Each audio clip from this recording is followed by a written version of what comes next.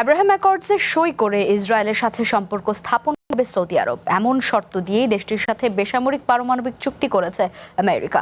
এক্সপোস্টে এমন দাবি করেছেন প্রেসিডেন্ট ডোনাল্ড ট্রাম্প। এদিকে বৃহস্পতিবারও অব্যাহত রয়েছে ইরান আমেরিকার পাল্টাপাল্টি হামলা। মধ্যপ্রাচ্য জুড়ে সামরিক লড়াই আরও বিপজ্জনক ও ভয়াবহ রূপ ধারণ করেছে। বৃহস্পতিবার কুয়েতের আল আদিরি সামরিক ঘাঁটিতে ক্ষেপণাস্ত্র হামলা চালিয়েছে ইরানের রেভলিউশনারি গার্ড কর্পস IRGC। তেহরানের দাবি, ওই ঘাঁটিতে থাকা বেশ কয়েকজন আমেরিকান সেনা হতাহত হয়েছেন। আমেরিকার হামলায় নিজেদের ঘাঁটি ব্যবহারের অনুমতি দিলে সংশ্লিষ্ট দেশগুলোকে চরম পরিণতির হুঁশিয়ারি দিয়েছে IRGC। এদিন বাহরাইনের রাজধানী মানামায় সম্ভাব্য হামলার সতর্কতায় বিকট শব্দে সাইরেন বাজানো হয় এবং সাধারণ জনগণকে নিরাপদ আশ্রয়ে সরে যাওয়ার নির্দেশ দেওয়া হয়।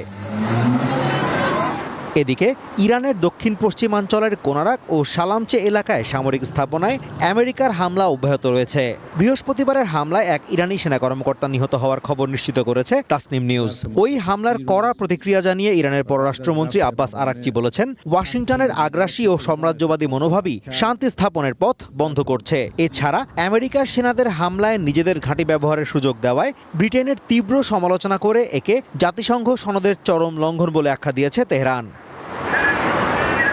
অন্যদিকে আন্তর্জাতিক রাজনীতি ও কূটনৈতিক পরিমণ্ডলে নতুন বিতর্ক উস্কে দিয়েছেন আমেরিকার প্রেসিডেন্ট ডোনাল্ড ট্রাম্প। ট্রুথ সোশ্যালে এক পোস্টে তিনি বলেছেন, সৌদি আরবের সঙ্গে বেসামরিক পারমাণবিক চুক্তি বাস্তবায়ন হতে হলে রিয়াদকে অবশ্যই ইসরায়েলের সঙ্গে আব্রাহাম অ্যাকর্ডসে স্বাক্ষর করতে হবে। ইসরায়েলের প্রধানমন্ত্রী বেঞ্জামিন নেতানিয়াহু একে শান্তির বড় পদক্ষেপ আখ্যা দিয়েছেন।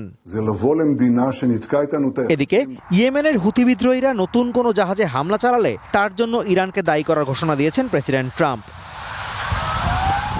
অন্যদিকে মধ্যপ্রাচ্যে উদ্ভূত পরিস্থিতির মাঝেই জার্মানির ল্যান্ডস্টুল আঞ্চলিক মেডিকেল সেন্টারে অতিরিক্ত 150 জনেরও বেশি বিশেষজ্ঞ চিকিৎসক পাঠিয়েছে পেন্টাগন। ওয়াশিংটনের ওয়াল্টার রিড সামরিক হাসপাতালেও আহত সেনাদের জন্য বিশেষ প্রস্তুতি নেওয়া হচ্ছে।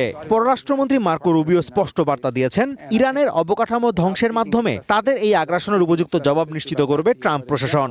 They were not the only country in the world that offers Azimur Rashid Kanak, one international desk.